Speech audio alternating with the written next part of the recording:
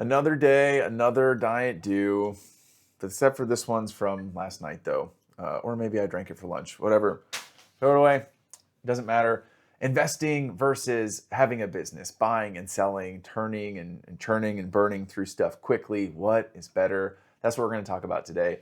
What's up, everyone? Welcome. My name is TJ, and I run a business called PokePast or TCG, a six-figure Pokemon business because, numbers and credibility and those things. But yeah, today I want to chat with you a little bit about that, which, by the way, if you guys have been enjoying the content, thank you so much for watching. I sure love making it. And if you would do me a favor, if you're not subscribed to the channel, subscribe and press like and do, all the YouTube things, right? Because it does let me know that you're liking this. And also it gets this content out to more people.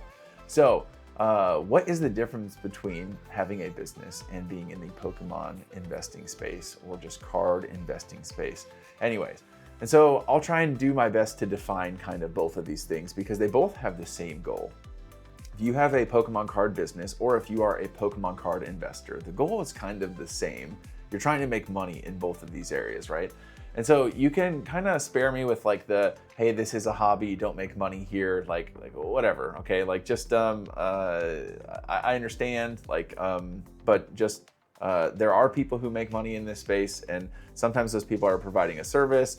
You could argue whether or not investors are truly providing a service or not, or if they're just hoarding product to then sell later, and that actually takes away. Like maybe that's an argument, but anyways, this is not like, I'm not trying to spark a philosophical debate here. I'm just saying between collecting and investing, which one, or sorry, not collecting and investing, business and investing, which one of these is better? Or can you do both of them, right? That's a question I've gotten lately. Because I've kind of operated in both of these spaces. But like I said, we'll get a definition. So I would say having a business, all right? Having a business means that you are buying things and selling them immediately, right? You are acquiring inventory. You're not acquiring an investment. You're buying cards with an intent to sell them quickly. So when you are a reseller, that is what I would say is a business. Or if you buy Japanese booster boxes and you sell them, that is a business. Or if you have managed to land yourself a distributor here with English Pokemon cards and you sell those, that is a business where you are saying, hey, I'm gonna buy this at a lower rate or at a distribution rate, or I'm gonna buy that collection at 70% market or 60% market. I'm then going to turn around, list it immediately and try and sell it for 100% market, or sometimes on platforms like TCG Player, eBay, 110, 120, 140% market, so that you can make money, so that you can always be acquiring more. And that really becomes the name of the game when it comes to the business side of things. Is you'll hear this word get thrown around a ton, is cash flow, which means in order to be buying inventory, you need to have money coming in. So for instance, if I go purchase a collection for $1,000, I purchase a collection that's worth $1,000 and I purchase it for $650, okay? I then turn around, list all those cards, sell them after fees and whatnot. I come out with, let's say, $250 profit. So now I've got, what did I spend? I spent $650, so now I've got $900.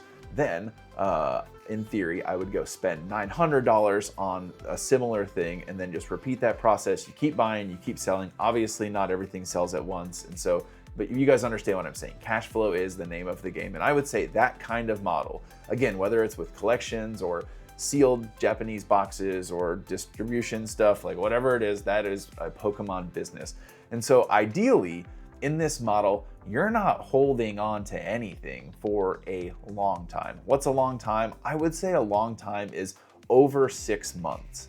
Anything that you plan on holding on to for over 6 months, I would throw into the investment category. And really for like the real investors, it's more like a year to 2 years. The only reason I said 6 months is I'd say for most people who are in the business space, you are kind of looking to turn over your inventory probably 2 times a year at minimum. So 6 months is like a good window for like, if I bought that card 6 months ago and it still hasn't sold, maybe I should think about repricing it, or maybe, something's going on here, because you want that cash flow, you want things coming in. You don't really want to be holding on to stuff for long term.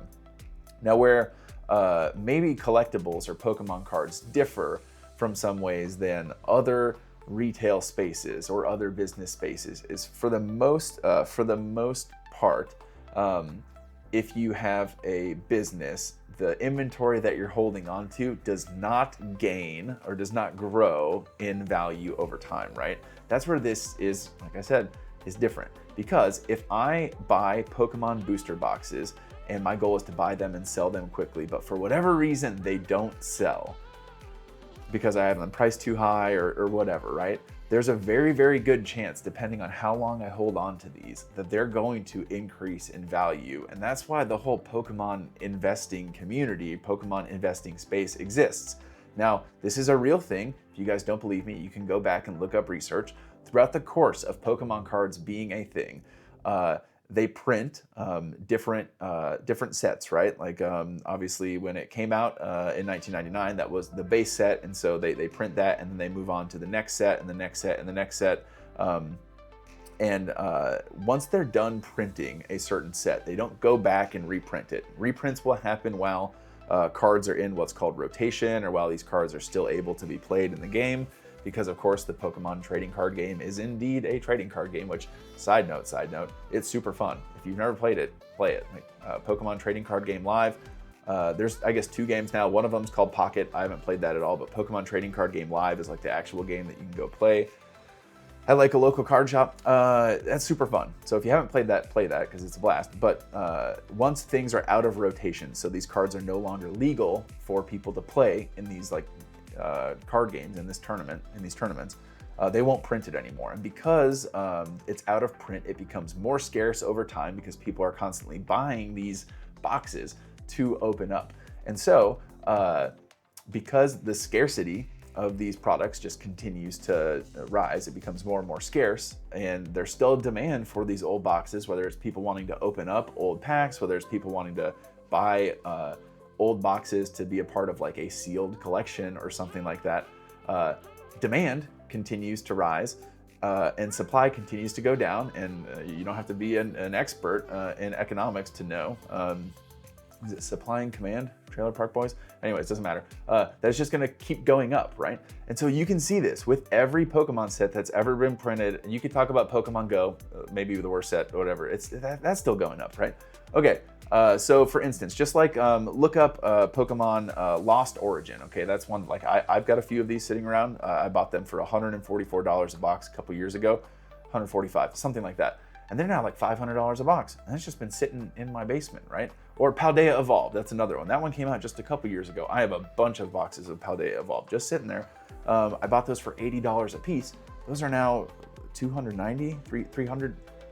So there's a bunch of people who buy these sealed boxes of Pokemon cards with no intent of selling them until years down the road when they have appreciated, because for them, for me, for maybe some of you, it's more exciting to keep up with how a certain set of Pokemon cards is doing than it might be for a traditional, stock or whatnot, right? Now,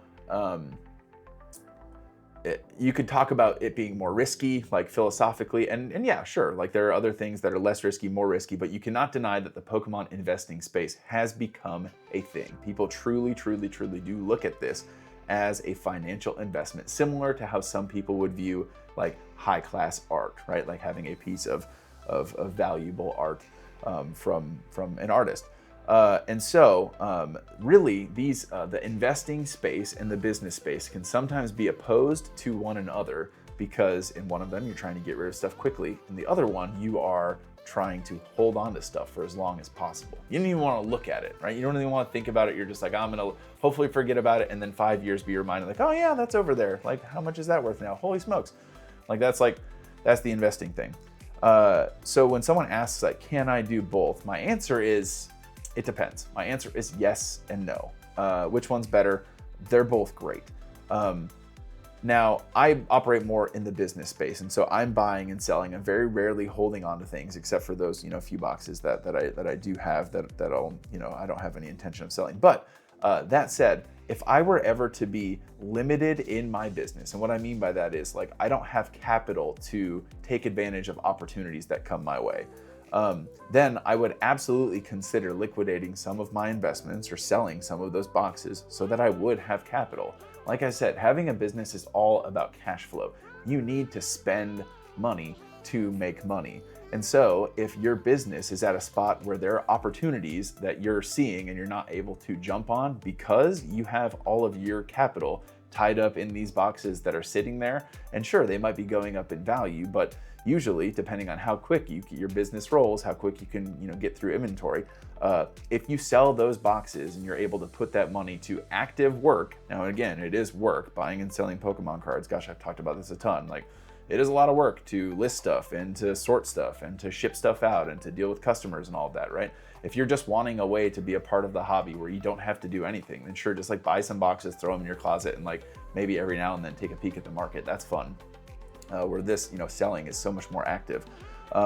So I would say it is not impossible to have an investment and have a Pokemon card business, but it just depends. How much do you need the capital? If an opportunity came along for you to buy a $4,000 collection, maybe someone wanted to get rid of it for $2,500, which would be a great deal. If it's if it's liquid singles and you're able to buy $4,000 worth of cards for $2,500, you should probably do that. But if you don't have $2,500 lying around because it's all tied up in Surging Sparks boxes that's sitting on the other side of your basement, then it's like, okay, then you are officially more in the investing side of things than you are in the business side of things. And again, that's okay, but those are how those things kind of combat one another. So can you do both? Sure, you can do both. I do both a little bit. Like I said, I've got some Lost Origin. I've got a lot of Paldea Evolved. I've got some, what are the other things? Sea and Sky. I've got some Sea and Sky boxes. Heavy Hitters, premium collection from Sam's Club. I've got a bunch of those back when they couldn't get rid of them fast enough at Sam's Club. Now I think I bought them for $40. They're like $160 now or something like that. Whatever, it doesn't matter. The investing space is cool, but it can be opposed to you doing a business if you are strapped for capital. If you're not strapped for capital, great. Throw the stuff in the closet, be a part of the investing community. That's awesome. But if you are wanting to like scale, you're wanting to grow, you're wanting to buy and sell and buy and sell and buy and sell, just be aware that that might be something that gets in your way. And so don't be afraid to liquidate some of your Pokemon investment or some of those boxes that are sitting there if it is going to give you liquid that you can use to continue growing your business.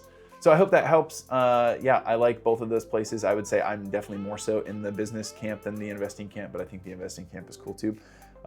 Anyways, I have been working on the recap of my first year and how I was able to sell $200,000 in my first year and all of the the story of how I got into this. And I think that's going to be a cool video. So be on the lookout for that. As always, Jesus loves you. He has an incredible plan for your life. I hope you know that. I will catch you guys in the next one. Peace.